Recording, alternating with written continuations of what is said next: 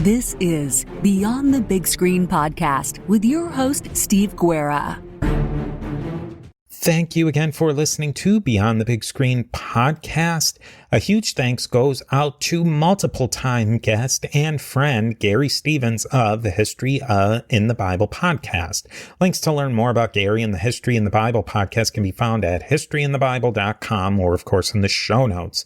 In today's episode, Garry Stevens and I will continue to discuss the history and historiography of Pope Joan.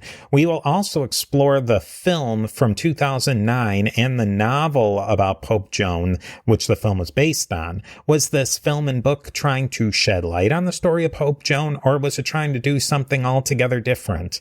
Listen to find out. A great way to support Beyond the Big Screen is to leave a good old-fashioned rating and review on Apple Podcast. These ratings and reviews really help me know what you think of the show and help other people learn about Beyond the Big Screen. A special thanks goes out to our Patreon supporter at the executive producer level, Alex. We are a member of the Parthenon Podcast Network, featuring great shows like Scott Rank's History Unplugged podcast.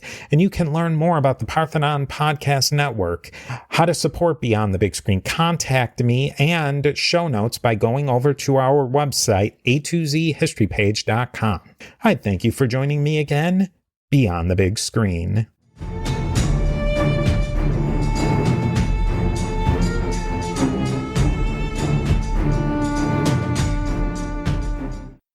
That's one of the things I had difficulty with the movie, because he is depicted as a fairly jolly character. But I thought, well, even for a jolly person, it's a bit extreme to have a woman, in the school. I mean, everyone else is absolutely flabbergasted about it. So, okay, the thing I didn't pick up, this is really a lark on his part. Right. Okay. That's what I think is the movie sort of... They don't really flesh out Fulgentius, but behind the scenes, Fulgentius was actually what's termed a warrior bishop. He's one of these. It was very common in the Holy Roman Empire that you would have somebody who was the lord of a town who was also a bishop. And so they took on both civil, military, and religious, the life of the town. So these are guys who were like full armor, bashing people's skulls in, warriors, leaders of armies. And the bishop stuff was completely second tier to them. They didn't really care about that. And if you look at Fulgentius through that, he makes a lot more sense. Oh, okay. Yeah, that does make a lot more sense. He probably didn't speak Latin, or he knew a little bit of mumbo jumbo to get himself so he looked like he knew what he was doing.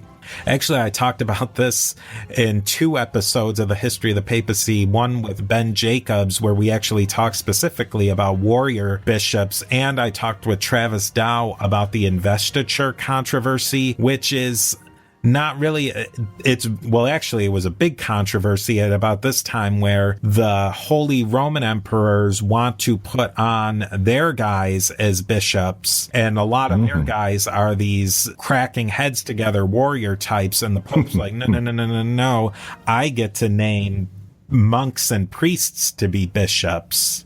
Okay. Well, now enter someone who will be Joanna's lifelong protector. And his name, as you would think it would be, if you watch the credits, you would think it would be Gerald, but to maybe make it sound a little bit more medieval, they call him Gerald. And Gerald is, of course, played by David Wenham, who you would probably know him as Faramir from the first 3 Lord of the Ring movies. That's right, Faramir. Boromir's brother. And he's also in the movie 300. Yes. In a very fetching loincloth. And he was the narrator, so he has that very distinctive voice that you would know from 300. He pretty much, I think they must have just used his costume from the Lord of the Rings because his hair is the exact his suit of armor is exactly the same. So I think that maybe by hiring David Wenham, they were able to trim a little off the budget. Yeah. So you've still got your costume, David. Excellent. And he is really...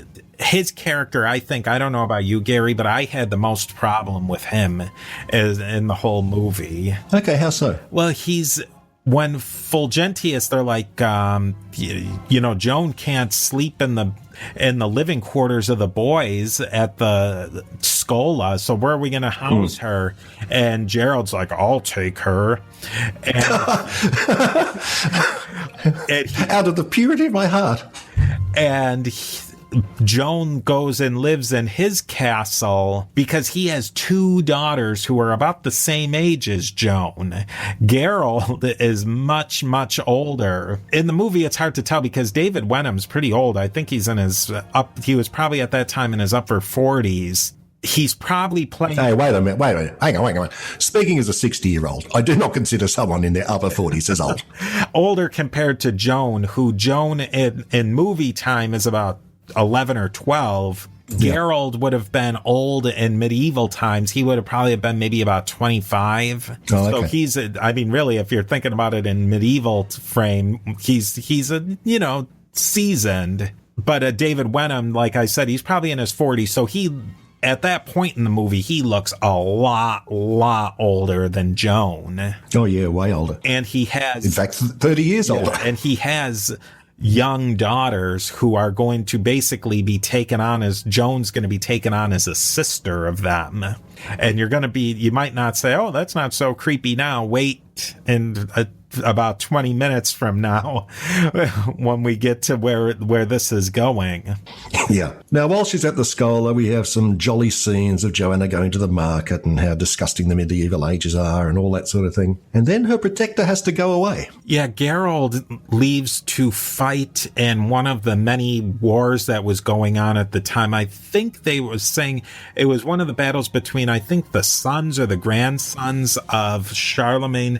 Basically, Charlemagne, given the laws of the day, he couldn't pass his kingdom on to one son. They didn't have primogeniture at the time. I think it was called Salic laws, where he had to split his kingdom amongst his three sons. So he gave what was more or less modern day France to one. He gave more or less modern day Germany to one. And then the weird part in the middle that was the border between France and Germany and northern Italy was given to this third son, Lothar. And honestly, if you play the fast forward to 2017, that's almost where almost all the conflict in Europe comes from, is because Charlemagne had to split his empire into these three bits. The part that millions of people died over is between 1914 and 1945 was the bit Lothar's bit of the empire. So it's really what was happening at this time has a lot of waves throughout history. Yeah. Now, while Gerald's away, things go sort of pear-shaped for Joanna, don't they? Yeah. Her and Gerald become very well acquainted to each other, you might say. About maybe 2 or 3 years in movie time have played out. So Joan is 14, 15, which at that time is an adult an adult woman who'd probably be getting married off. So Gerald and her become a little bit romantic, and one of her enemies, the leader of the Scola, sees this, tells Gerald's wife about it, and Gerald's wife, as you might imagine, isn't too happy. So she works up a plan to just marry Joan off while Gerald is out of town. And right in the middle of the wedding ceremony, the door of the cathedral or the church is kicked down and some Vikings burst in and they plunder and kill everyone. In the novel, things pretty much play out the same way, except that this is where they give a little bit more clue that Fulgentius is actually a warrior bishop. He kills 4 of the Vikings with a big cross. Which I thought that was a nice little scene in the book that the Woolfolk cross actually she did some serious research there, that the Vikings were a real mess for Francia, as this area is called. It was becoming a real mess for Northern Europe, and I mean, especially if you follow the history of England at all, it was a real mess for them too. The Vikings come out of nowhere and things had been, I mean, you're not going to say things were good in the medieval ages, but there weren't a lot of enemies at the gate. And then just out of nowhere, these Vikings come. And I think that she captured something with that, and the movie captured something that, like, with that everything's hunky-dory right now. And then 1 second later, there's Vikings coming in and killing everyone and stealing everything. Yeah. Geez, they should have kept the cross-wielding bishop scene. Yeah, I thought that was that was a very nice touch in the novel that I wish they had.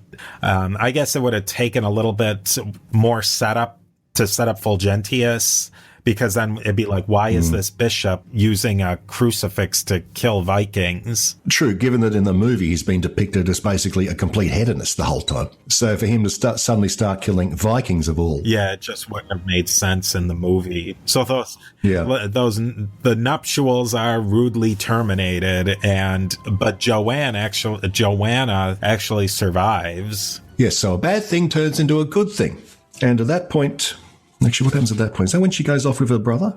Oh, no, Joanna's brother's dead, isn't he? Brother gets killed in the Viking raid, but he was being sent off to one of the biggest monasteries and most important monasteries at the time of Fulda. And Joanna's basically like, okay, everybody's dead. Geralt hates me because Geralt's wife made it out like Geralt was actually behind this, where it was actually Geralt had no idea what the wife had cooked up to marrying off Joan. So Joan she's going to take her chance. John has a piece of paperwork that says that he can go to Fulda, and she cuts her hair, puts on clothing to cover up her femininity, and goes to Fulda and becomes a monk at the gigantic monastery there. And she lives a pretty decent life. Yeah, so begins her academic career. Yeah, she's studying. She learns to be one of the medicus of the monastery. So she's really made a really decent lifestyle for herself. She, and again, there's they set up this really, really baddie character. It's the abbot of the monastery, and like just anything bad you can put in one character, that's him. But she shows him up. That they go through this whole ceremony of kicking out the lepers in the town. And she's like, hey, wait a second, she's not a leper, and I'll prove it to you. And they have this whole montage scene of her healing this woman by cleaning up her house and giving her baths and all these things. And she actually befriends the woman's son, and his name's Arn. She teaches him to read and write and do his numbers. What happens later is Joan gets some sort of sickness, and she has to bug out of the monastery, or else they'll find out that she's a woman. And just fortuitously, she winds up at this Arn's house like 10 years later, maybe not quite 10 years later. I think they said it was maybe 5 years later. Not that it matters. Arn's a grown man and he has a family, and she just winds up washing up in his front yard. He nurses her back to health and figures out, oh, wait a second, she's a woman. And Joan lives with Arn while she's getting her life back together. And it just so happens that Arn has become really successful, and his daughter, Arnalda, he cleverly names her, is taught by Joan. But Joan just, she can't live this lifestyle. Arn offers her, hey, you can live here.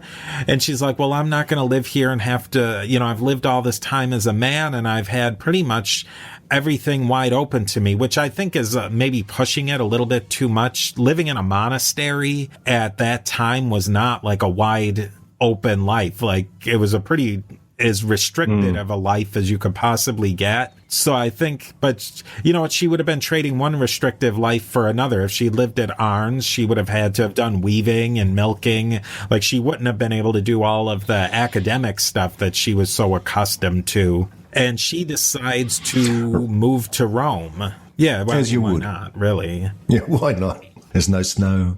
Yeah. It's sunny. Good food. Yeah, good food. Better than the rotting boar's meat I've been eating for 15 years. And now, a brief word from our sponsors. Now, with the move to Rome, the whole physical palette of the movie changes. It suddenly becomes bright and colourful. I thought they did some really good CGI work with the vistas of Rome. So Joanna arrives in Rome. Yeah, and she winds up in a part of the Rome that's called the Borgo, and that was actually where a lot of the different various Germanic people had lived. There was Frisians, Anglo-Saxons, Continental Saxons, and one of the biggest scholas actually was the Anglo-Saxon schola. It was the first one built in that section of Rome, and it was actually the most important one. As a little factoid, it was right around this time period that actually Alfred the Great of Wessex lived in Rome, and he would have been familiar with Pope Leo IV. And so I thought that was kind of an interesting little piece of the pie there. Yeah, I never knew that Alfred lived in Rome. Yeah, I guess it was he was in exile there for some reason. I don't know the exact story of it, but I know I had heard that somewhere else, and I saw that in my research that he did live in Rome for a time, either as a pilgrimage or there was some sort of exile. Joan, now she's going to be called John Anglicus, or John, the person from England. She ingratiates herself into this West Saxon schola. My questions were, would she have still spoken the Anglo-Saxon language? I don't know how easily it would have been for her to just roll into the Anglo-Saxon, West Saxon schola and say, hey guys, I'm English too, let me in. I think that might have been a stretch. I would have liked to have known a little bit more about that, but she comes in and she makes a big name for herself again with all of her medical skills, and everything's hunky-dory again. Yes, you'd think someone would need at least a letter of introduction, wouldn't you? Yeah, just something more than just saying, especially since we don't know how much she knew about the Anglo-Saxon culture. She would have never have gone there to Wessex. So I don't know. I thought that was maybe another stretch we had to make, another logical leap that, okay, accepted her, let's move on. Yeah. She was very bright, because then in theory she might have known Frankish, Anglo-Saxon, Latin and Greek. So she's a fairly accomplished linguist. Yeah. And she might have known enough of the culture from her father to have, convinced them, all right, yeah, she's all right, we'll let her in. Yeah, it could be. Now, while she's establishing a reputation as a proto-doctor, another stroke of good luck just falls into her lap, effectively. Yeah, Pope Sergius, who's played by John Goodman, he is really, really ill, and they're doing all of his physicians are doing the normal things of the day, like bloodletting and just basically praying over him and bloodletting, and that's all that they're doing. Joan comes in and notices that it's actually he has gout. She gives him some different herbs and then nurses him back to health, and he goes from sick John Goodman to just the most over-the-top English accent. I think what did you call it, plummy? And he called it plummy as well, and it was just outrageously over the top. And that was basically Sergius throughout the whole movie, is completely over the top. I thought it was an unusual role for John Goodman, because throughout the film he is incredibly avuncular. And I don't associate avuncular with John Goodman, really. At least his current acting career. I associate him more with like Hard Men or slightly wacko. But this guy he's just nice. Yeah, I don't know. It was not a typical role that you would see John Goodman in. Oh, one thing I was going to mention was the costumes. I thought that the costumes of the Romans struck me as sort of being quite distinctly late antique, as opposed to Germanic or any sense. And I was wondering how accurate that might have been. I don't know about the clothing of that time particularly. I felt that it was very Eastern and Byzantine in dress. Now, that could be that in the earlier times, what we think of as clerical vestments are really a type of clothing that was frozen in time. If you look at a Catholic priest or an Orthodox priest or even an Anglican priest, theirs is evolved in a slightly different pattern. But basically, the priestly vestments of today is a style of high-end fashion that kind of got frozen in time. They kept wearing it where, other fashions came and went. If you look at Joan's papal vestments, they look like off-the-rack Russian Orthodox priest's vestments. Like the big thing in the back of her head, I think they call that the cowl. And I'm just wondering, because the movie was kind of done on the cheap, that they just didn't invest that much into it. And as long as they made the vestments and the clothes look old and different, that it was like, all right, that's good enough. Again, I'm no expert in what Roman papal vestments look like at a certain time period, but I don't know how right they were, but they did look good. Oh, yeah, they look quite good. And I must admit, Joanna's papal vestments, I thought, yeah, okay. Even though her whole head was sort of submerged in that huge cowl thing. Yeah, that's the, and then the big hat that they would wear, the papal tiara, that was very common then. And that was an interesting piece of headwear because they wore that all the time in official functions. And the hat could wear, I think they said the heaviest one was almost 20 pounds. Somewhere in that range of just holy 10 kilos. Yeah. In later times, bloody hell. I can't particularly put my finger on the last pope who wore one. They would usually wear them just for coronations, but I think it was a pope in the 1960s. Then after that, it just completely went out of style. Pope Benedict, I think he had one made, but maybe didn't wear it. There was something with Benedict, but it had pretty much gone out of style fairly recently. That was one piece of vestments that she wore Fulgentius, now we're on to Sergius, would have worn. Right.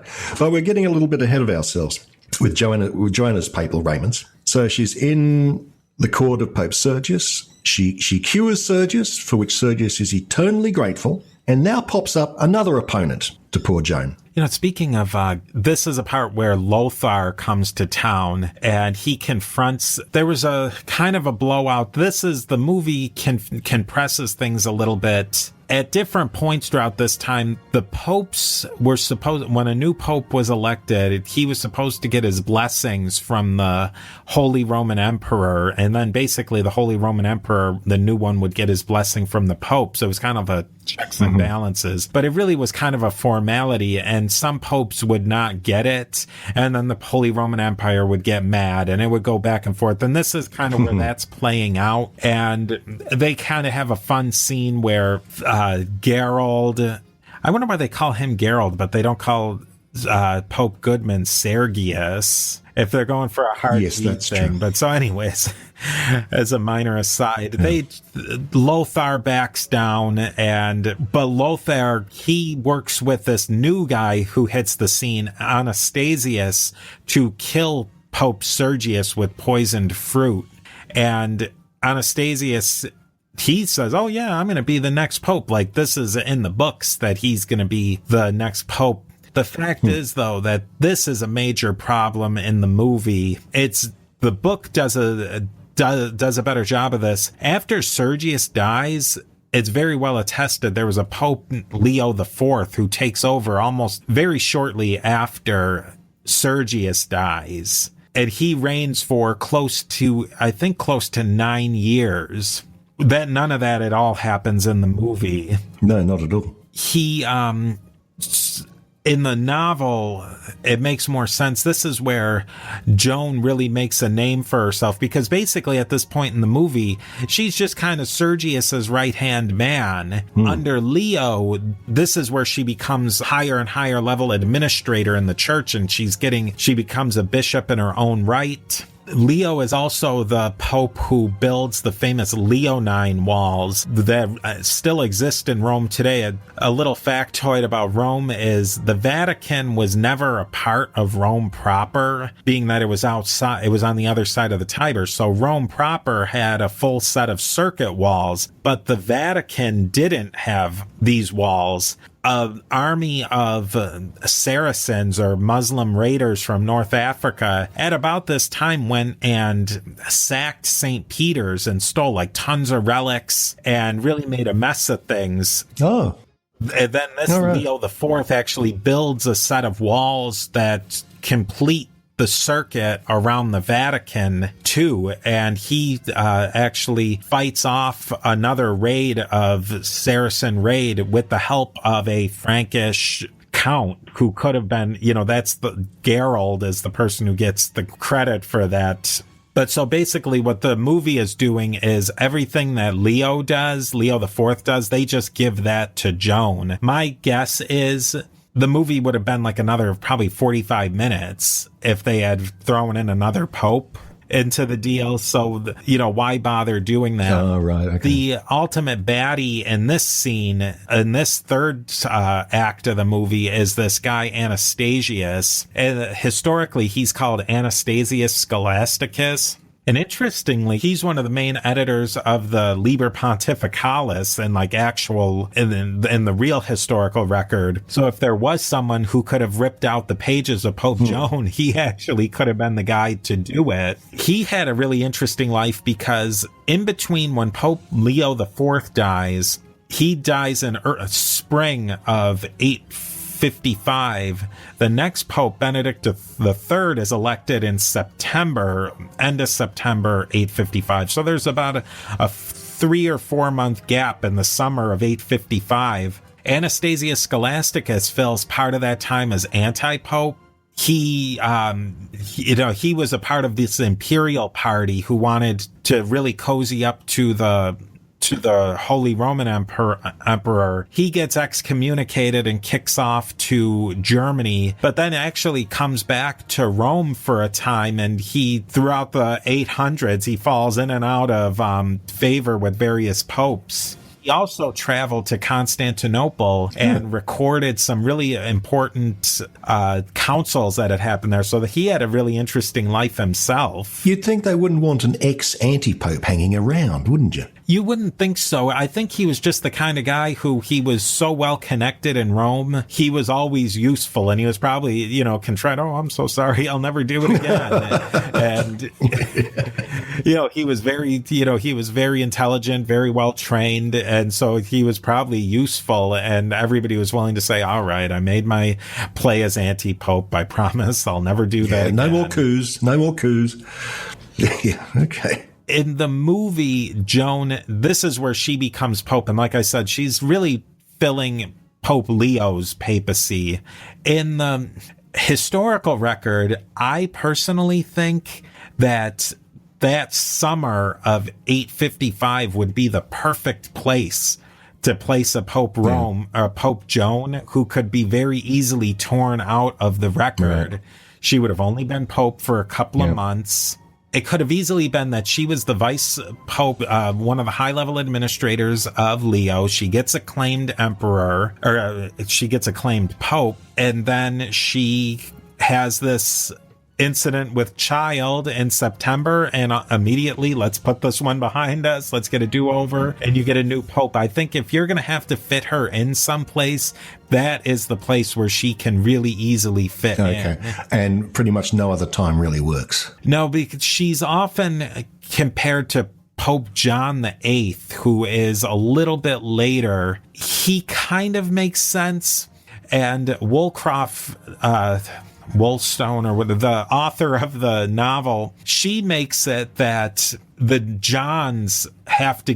later Pope Johns have to get renumbered because they take Pope Joan out, which it doesn't really make sense. There's a lot of historical references to popes being renumbered. Yeah. Well, the Felixes are a famous one because there was a Pope Felix really early who was an anti-pope, but then he gets included in some versions of the Liber Pontificalis as an actual pope. And it just kind of makes a mess of things. So they're like, well, let's just shift the Felixes around. And that's probably something that happened with the Johns. There was just so many Johns. I think not too long afterwards, there's like a John Pie, after 175 after that. So you could see that there's a lot of Johns could get, you could get mixed up in your Johns. Yeah. I mean, the last one was John the 23rd, wasn't it? Is that right? Yeah, there's a lot of Johns. So you got to pick new names, guys. It's getting confusing. Then you get into a brief problem of fitting Joan into that summer time frame, because if she was born in 814 and 847, she's only 33 years old, which is very young to be Pope. I think even legally at that time, she might not have been eligible for Pope. So in the movie, it doesn't make any sense at all. In the book, putting her after Leo makes a little bit more sense because then she's 8 years older. She's in her early 40s. Right. Which makes a lot more sense. But then you're starting to get into the problem of if she's too old, then she's getting out of childbearing age. That's a good point. And probably particularly for the Middle Ages, it would have been quite late to be childbearing age, wouldn't it? Yeah, I think that's the part where maybe if she does get with it in a family way by Count Gerald, or excuse me, Gerald, that in her early 40s, they say that she has a miscarriage at the end of this movie. That kind of makes sense. You know, she's definitely for the Middle Ages, she's way beyond normal childbearing age, when most girls are, especially, in the lower echelons of society, are starting to have babies at 13-ish. And this is another part where the Gerald thing gets really, really creepy. He's taken on as his lover this girl that he raised as his daughter. And actually, that's a part, if you look up the movie, most criticisms of the movie is that Gerald is super creepy. Okay. Actually, I think, Steve, I'm not sure how to insert this. I think somehow we have to mention that Gerald reinserts himself into the story at this point. He's been away for years. He hasn't seen Joanna for years, has he? Oh, yeah.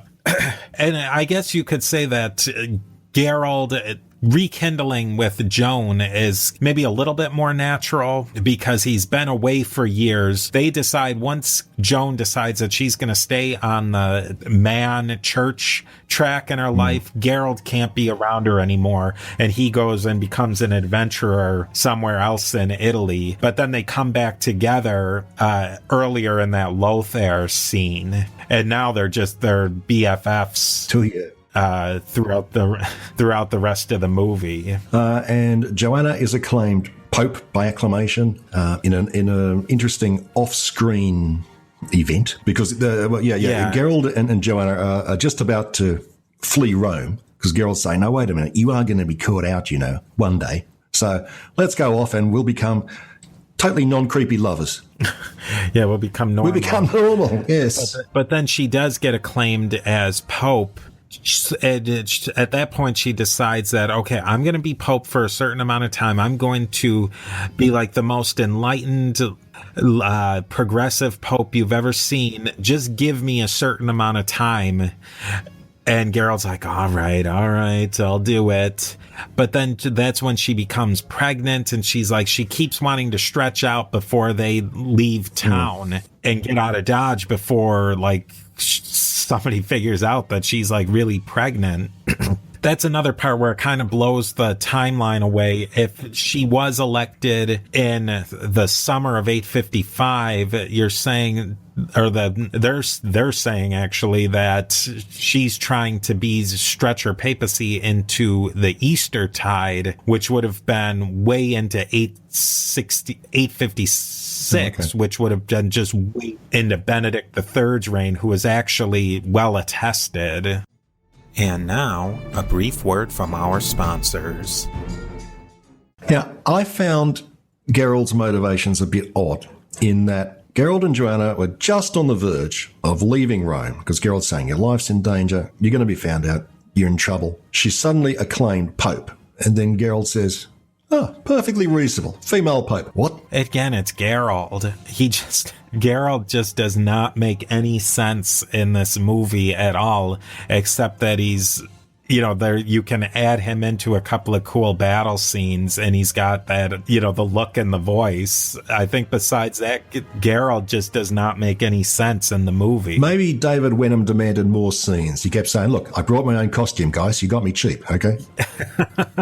Yeah, I got my hair done. That's right. This movie. I got my hair done. At this point, Anastasius has cooked up.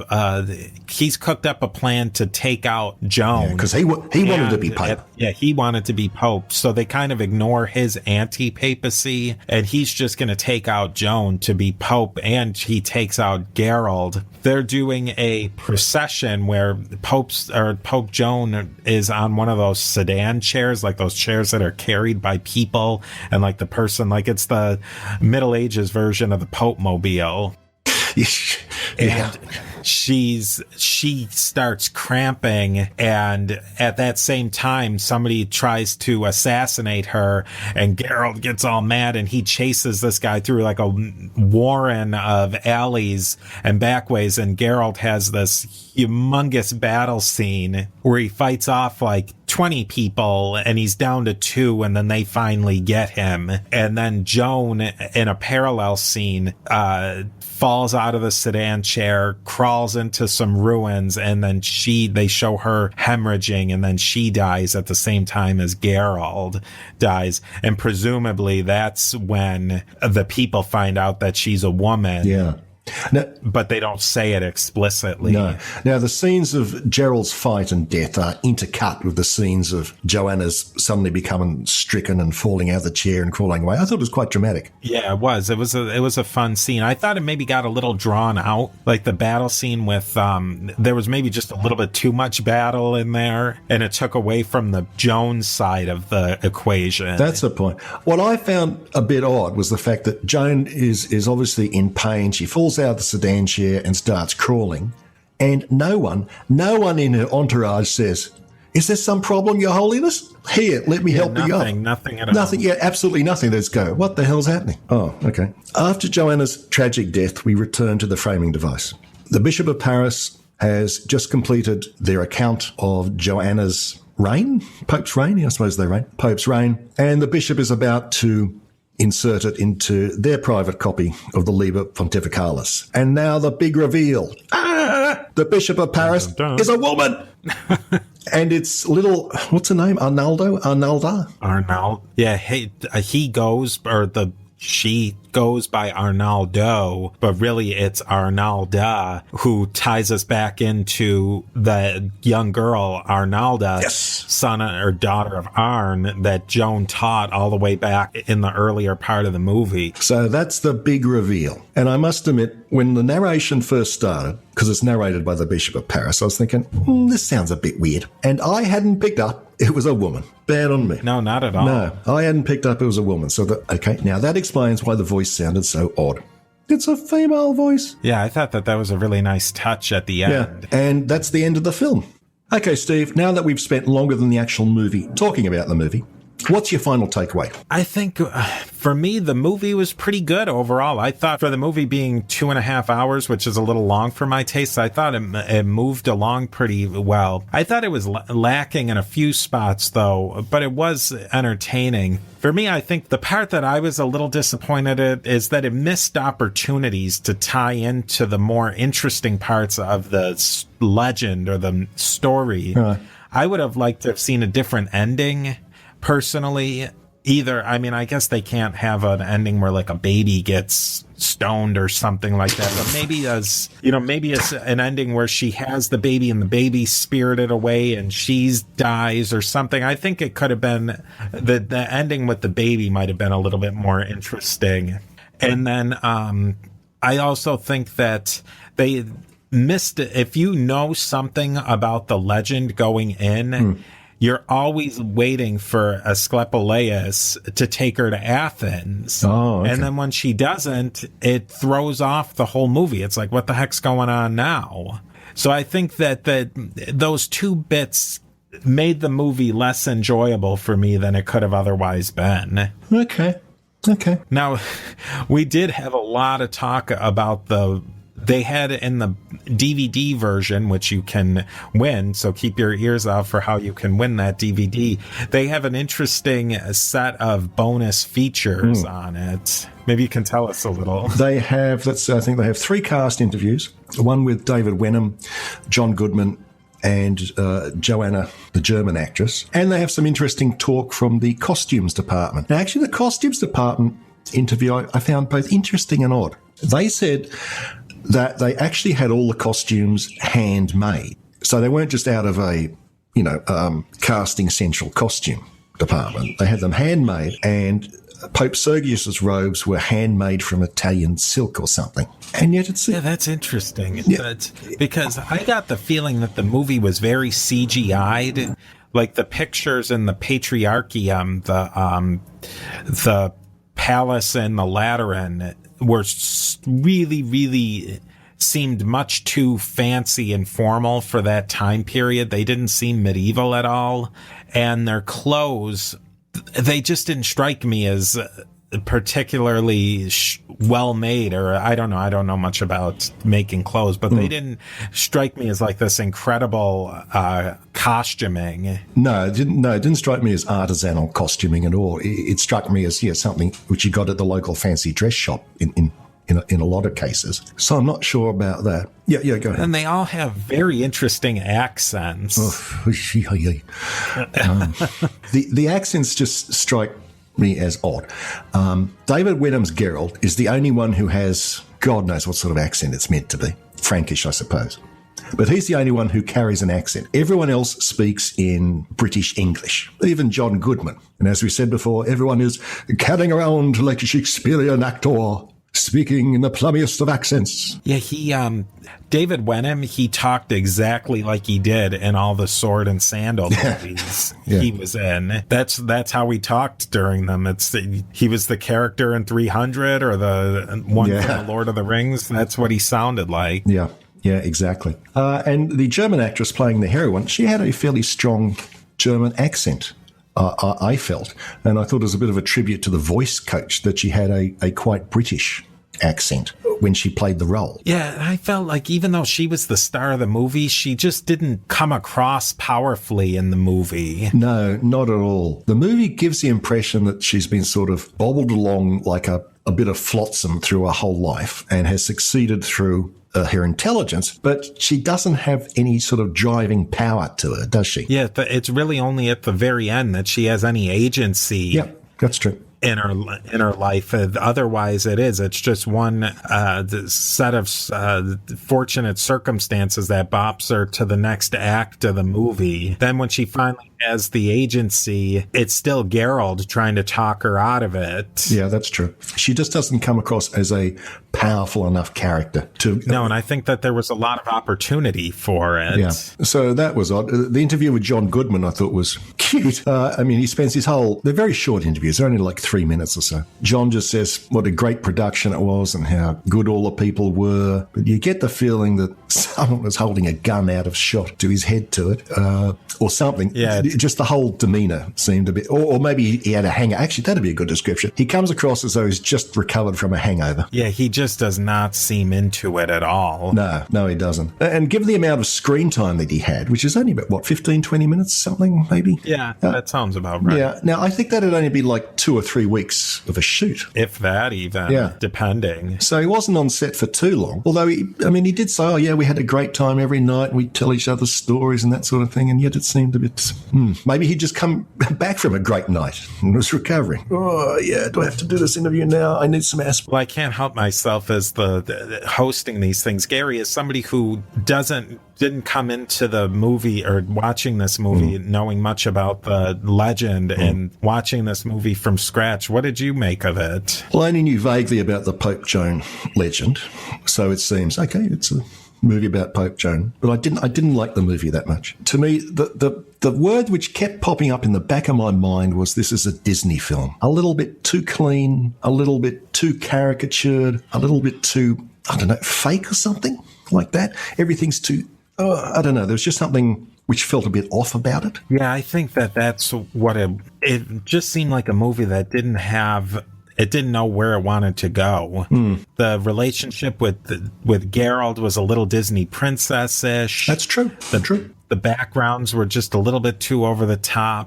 The accents were a little bit too over the top. It was just all not quite right. I mean, it was an entertaining movie, and I would suggest if people are interested in learning more about the Pope Joan legend and story, definitely go watch it. Yeah. But don't expect to be, to have your socks blown off by it.